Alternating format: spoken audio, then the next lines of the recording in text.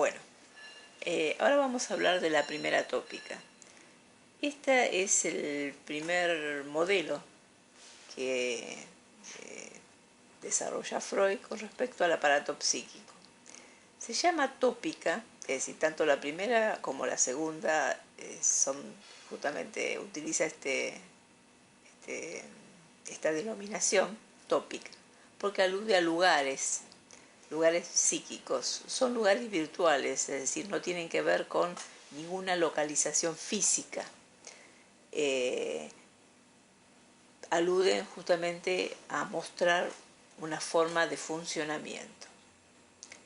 La primera tópica se desarrolló en 1900, que fue cuando Freud publicó la interpretación de los sueños. Esta primera tópica consta de 3 lugares: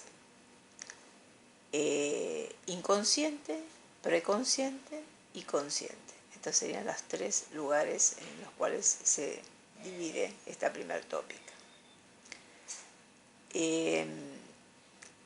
Entre, lo que separa cada uno de estos lugares es una barrera que actúa como censura.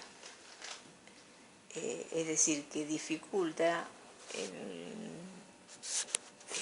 forma, muy notoria, por ejemplo, en la barrera que se encontraría entre el inconsciente y el preconsciente, es decir, es una barrera muy fuerte que no permite pasar las representaciones, ni las tendencias, ni los impulsos desde el inconsciente al preconsciente, y hay una barrera mucho más débil, más flexible, entre el preconsciente y el consciente. Vamos ahora a describir brevemente cada una de estas partes del aparato psíquico. En principio, la conciencia, el consciente, tiene que ver con aquellas representaciones que están vinculadas con el aquí y el ahora, es decir, lo que estamos percibiendo en ese momento y nos damos cuenta de lo que lo estamos percibiendo. Es decir, lo notamos, se hace manifiesto en nuestro pensamiento. Porque, por ejemplo, hay percepciones que justamente por más que están llegando a nuestro aparato psíquico, no nos damos cuenta de ellas, no nos percatamos de esa percepción. Por ejemplo, a veces sonidos muy bajitos, recién notamos que está ese sonido, un zumbido, por ejemplo. Recién lo notamos cuando adquiere mayor volumen. Y en ese momento es como que, ¿y eso qué es? Por ahí preguntamos, nos damos cuenta. Entonces, el consciente o lo consciente tiene que ver justamente con eso de lo cual nos damos cuenta. Es decir, lo que estamos viendo en un momento, con lo que pensamos en un momento.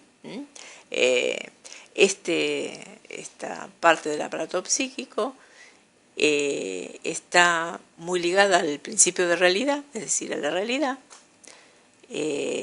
Justamente está muy atento, muy ubicado en tiempo y espacio, está apto o dispuesto rápidamente a responder a las demandas del exterior. La otra parte del aparato psíquico es el preconsciente. El preconsciente es, como su nombre lo indica, son representaciones que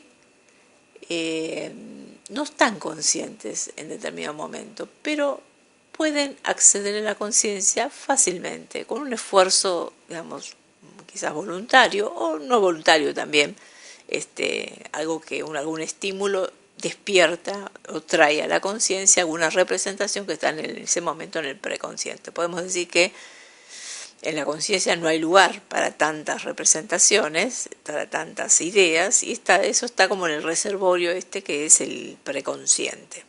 Entonces el preconsciente y la conciencia se manejan por el principio de realidad. Están, como decíamos, muy atentos a lo que pasa, y como para responder frente a esto, tienden a manejarse lógicamente, es decir, buscar una actuación, un comportamiento o también una forma de pensamiento no contradictoria, es decir, tienden, es decir, no siempre lo logran, obviamente, no siempre lo logramos, pero es como que hay esta tendencia. Y justamente, creo que como lo mencioné antes, está organizado en tiempo y espacio. Es decir, toda esta lógica tiene que ver con también la temporalidad. Finalmente nos falta mencionar lo que sería la tercera parte del aparato psíquico, que es el inconsciente. El inconsciente, se daría, no estaría, estaría compuesto por representaciones, ideas que no pueden acceder a la conciencia, es decir, que no están conscientes y no pueden acceder a la conciencia, porque generan en el aparato psíquico, generan en la conciencia displacer, generan angustia. Entonces el aparato psíquico hace todo lo posible para mantenerlas apartadas de la vida consciente. Las características de estas representaciones que forman parte del inconsciente es que están, podemos decir, fuera de tiempo. Ahí no rige la organización temporal. Está tan vivo y tan presente lo que esa persona vivió o sintió cuando tenía 3 años, 4 años, o lo que le pasó hace ya tiempo, como lo actual. Es decir, no hay, como ocurre en el preconsciente, por ejemplo, o con la conciencia, que lo que no es actual se va como empalideciendo en el recuerdo, vamos olvidando aquellas situaciones que vivimos en determinado momento y van perdiendo fuerza. En cambio, en el inconsciente están tal cual.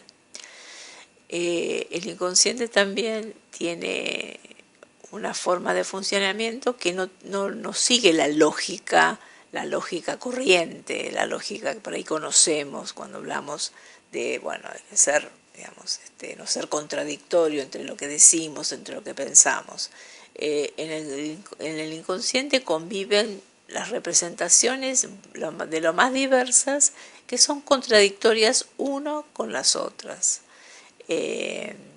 Además, no rige el principio de realidad, sino el principio de placer, en donde se busca la satisfacción de las pulsiones, la satisfacción de las tendencias, sin tomar en cuenta ni la realidad, ni en cuanto a esto, ni que si es oportuno, de que si es moral, de que si es posible. Esto no influye para nada en lo que serían las representaciones inconscientes.